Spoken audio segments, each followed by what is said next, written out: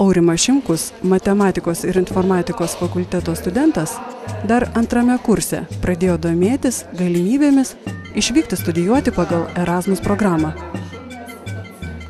Žinojau, kad universitetas siūlo Erasmus studijas užsienyje ir mūsų fakultetas siūlė 3 šalis – Turkija, Slovėnija ir Čekija. Pasižiūrėjau studijų programas, kurios labiausiai atitinka mano studijų programą, kur daugiausiai siūloma anglų kalbos dalykų, taigi labiausiai tiko Turkija. Ruošdamasis išvykai, Aurimas sužinojo, kad Erasmus siūlo ir intensyvių kalbos kursų galimybę.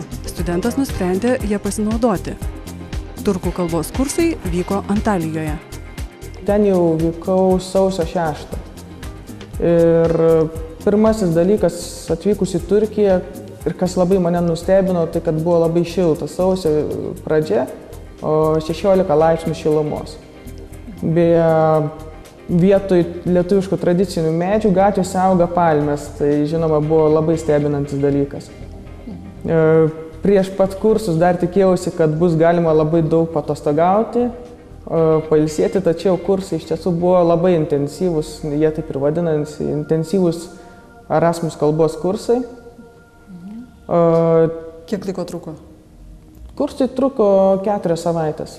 Bet mes ne tik mokėmės, tačiau ir labai daug keliavome.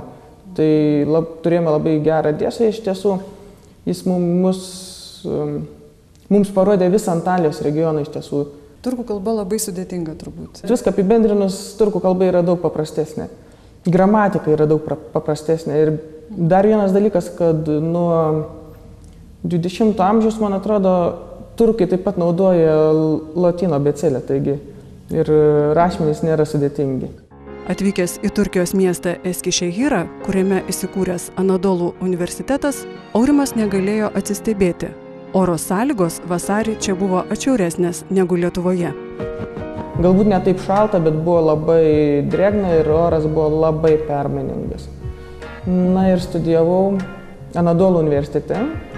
Jeigu neklystu, tai yra turbūt vienas didžiausių pasaulyje universitetų, turintis net apie 1,5 milijono neakivaizdžiai studijuojančių studentų.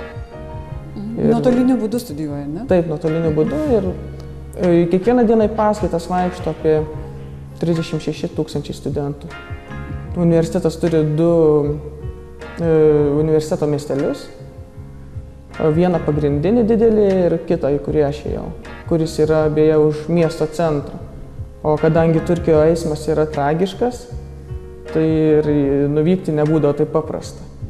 O tragiškas kuria prasme? Vairuotojai nedrausmingi? Vairuotojai visiškai nedrausmingi.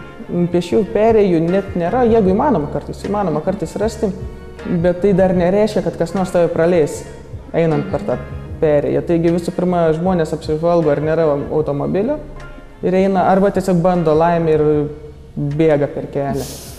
Automobiliai visiškai neprognozuojami, gali važiuoti ir pagal eismą, ir prieš eismą, stop ženklai negalioja. Iš pradžių į paskaitas važinėjęs autobusu, Aurimas įsigijo dviratį. Šiaulietis studijavo kompiuterių inžinerijos fakultete. Fakultetas iš tiesų buvo didelis, tačiau vėlgi, kas labai nustebino, tikėjausi studijuodamas informatiką daug dirbti prie kompiuterio per paskaitas ir nesitikėjau sutikti daug studentų, tačiau buvo visiškai kitaip. Turkijoje informatika matyti yra labai populiari ir per paskaitas susirinkdavo net apie 80 studentų. Tai kiekvienas negali net sėdėti prie kompiuterio, ar ne? Būtent visas informatikos fakultetas, tai nėra fakultetas buvo inžinerijos ir jis turėjo keletą padalinių, vienas iš jų buvo informatikos. Taigi visas informatikos padalinys turėjo tik vieną laboratorinę auditoriją. Žinoma, toje auditorijoje buvo gal 50 kompiuterių, tačiau iš visų dalykų, į kurias ėjau paskaitas, tik per vieną paskaitą ėjome į šią laboratoriją. Taigi kitos paskaitos vyko vien teorinėse auditorijose. Dėstytojai iš tiesų yra gana profesionalūs. Ir nors ir nevyksta praktikos, o tai yra laboratorijos nevyksta, tačiau jie sugeba, naudojant ir tas pačias interaktyvias priemonės kaip skaidres ir pristatymus, sugeba tą informaciją perteikti. Tai ne tik įdomios paskaitos, bet ir įdomus atsiskaitimai, kadangi teko turbūt pirmą kartą programuoti per egzaminą ant lapo su pieštuku. Daugiausia paskaitų vyko ne kaip žadėta anglų, o turkų kalba. Šiame universitete paskaitos visą laiką turėtų vykti anglų kalba, nes studentai dar prieš studijas vienus metus turi studijuoti anglų kalbą. Išlaiko egzaminus ir tik tada gali studijuoti universitete.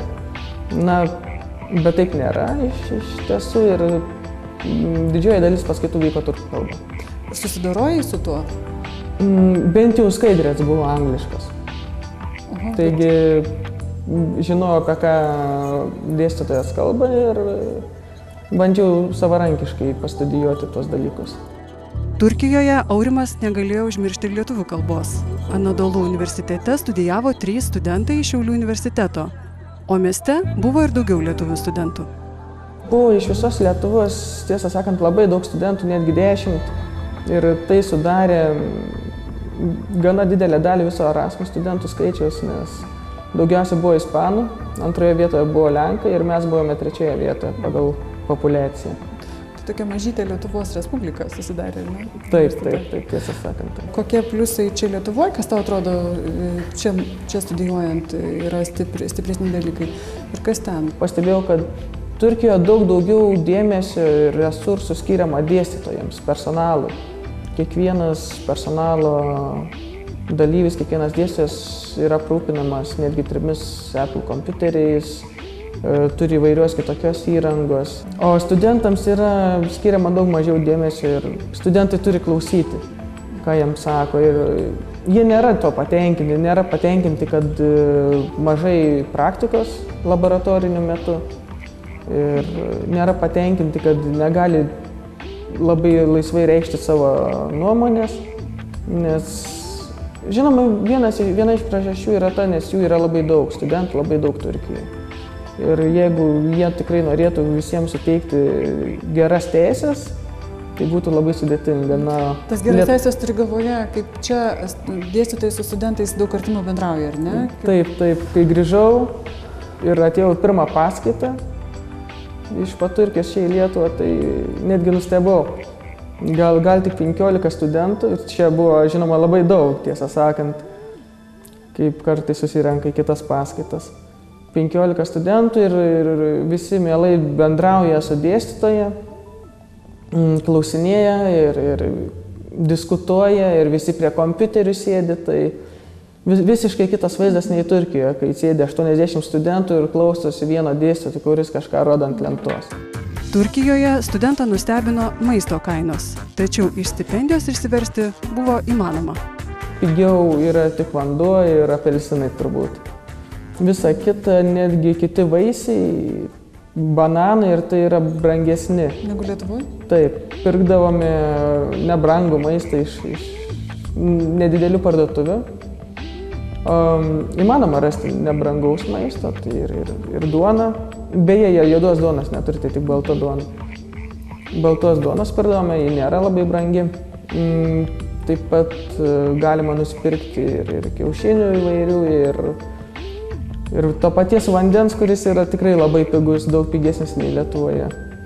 Tiesą sakant, dėl stipendijos, tai stipendijos gali užtekti. Bent jau studijų metu, kiek paskaičiavau, man stipendijos užteko tiek, kiek ir reikėjo. Aš neišleidau daugiau, nei liko studijų metu. Tai vadinasi, įmanoma išgyventi iš stipendijos, o aš ir tikrai daug ko naudojausi ir keliavau, ir į šventes ėjau, ir nebadavau, manau. Jau studijuodamas Turkijoje, informatikas sužinojo apie galimybę vasarą atlikti Erasmus praktiką. Praktiką atliko to paties universiteto kompiuterių ir tyrimų centre. Kadangi universitetas yra labai didelis, tai ir turi labai didelį aptarnaujantį personalą. kurie rūpinasi universiteto informacinė infrastruktūra, kompiuterių tinklų ir panašiai. Ir per praktiką savaitgaliais stengiausi kuo daugiau keliauti, taigi teko aplankyti vėlgi nuo pat vakarų pusės Turkijos, buvau toje pačioje Trojoje, taip pat teko būti ir Graikijoje.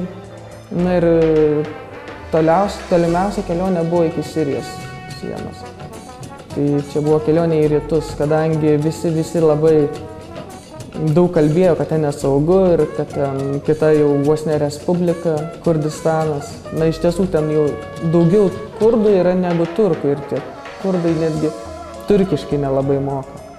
Tai visai kitokia tauta ir labai buvo įdomi kelionė. Esu labai patenkintas, tai ir kultūrinė pažintis buvo labai didelė, tiek ir išmokau kitą kalbą, pabendravau su kitais žmonėmis, net ne su viena kultūra, tai ne tik su turkais, taip pat ir su kurdais ir teko susipažinti su gana daug Afrikos studentų. Taigi patirtis iš tiesų yra labai gera. Taip pat ir studijos buvo labai naudingos, nes